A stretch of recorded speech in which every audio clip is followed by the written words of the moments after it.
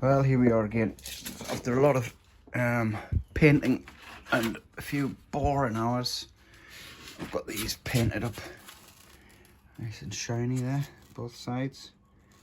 That is paint the back to prevent condensation gets to it, stop it warping. Oh, seal the wood in, if you know what I mean. So we've got 15 panels there, front and back. Took a full tin of 750 mils of varnish. 750 mils for that.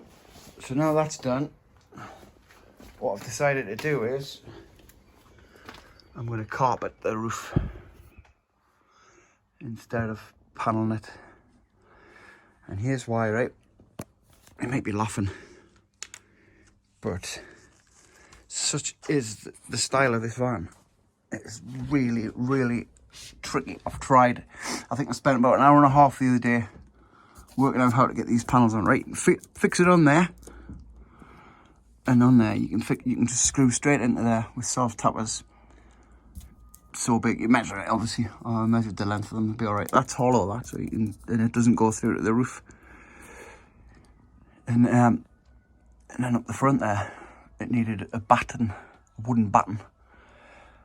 And the problem I had was that front bit there, that line, isn't flat. It's not flat against the, I can't get the batten flat against it. It's got an angle on it like that. So you're pointing that way, like that.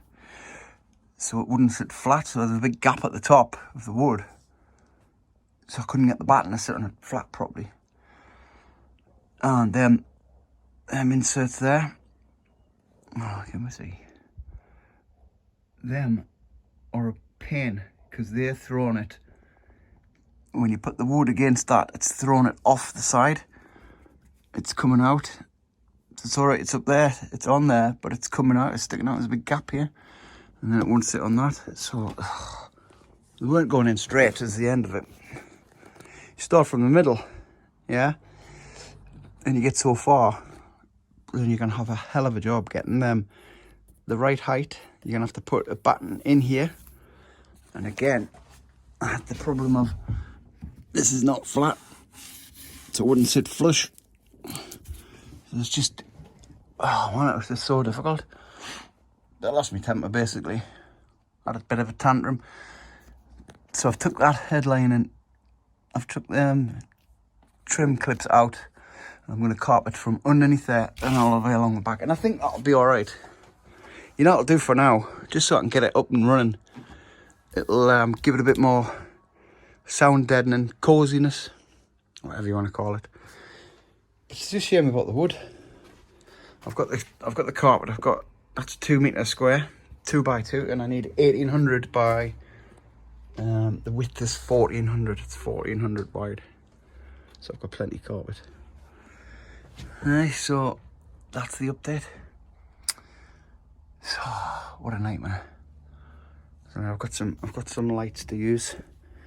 Well, one remote control light bar, so bright. It's a good little unit, that. Oh, it's magnetic. I don't know how to magnetise through the car. I don't know what happened there. It just stopped. Anyway, I put the carpet on, hopefully it'll magnetise. Can't really remember what I was saying. The video just stopped recording for some reason. I'm going to get a bed. I'm waiting for the bed to come. I'm going away next week, so this is going to be on hold for at least a week. But in that time, I'm hoping the bed comes. It's a self-assembly thing. It sort of slots into itself, pulls out to about here, 1100.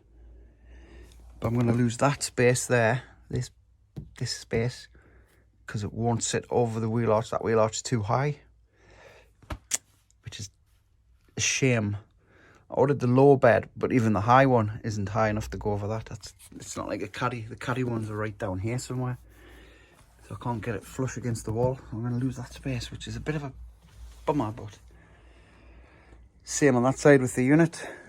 Unless I can cut the back of the unit, this unit's not going to be supporting a lot of weight like the bed, so I might be able to cut the back and fit across that arch, which would be better. And then I've got a bit more space. I've got to get lanyards for these doors so I can pull them open, or even door handles. I think you can buy the handles, but I've got to get these trims off. The trims are so hard to get off. I tried.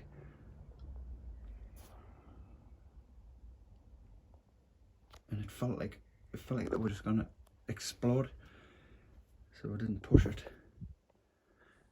I think it's strip light going all the way around, like an LED strip light. Drop down into the corner and use the power bank. I think it has a USB on it, or there is one with a 12 volt. Plug that in. Just switch it on when you get in the van. Just switch it on. Lights on. No need to hardwire it. I really don't want to hardwire it. I never did. Only thing I want to add is a reversing camera, and they can gain access through this panel here, or this one. I think it's that one. So I deliberately left that behind there is open so they can get to the lights. And they can get to the wire in there. I'm going to take that to a shop. I'm not doing that myself. I'll blow it up. I'm not good at electrics. I will blow the van up.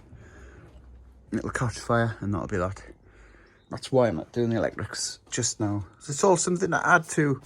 I'll add to it as I go, you know. I just want to get it up and running so I can go out and use the damn thing. It's just been taking a shopping lately. That's it.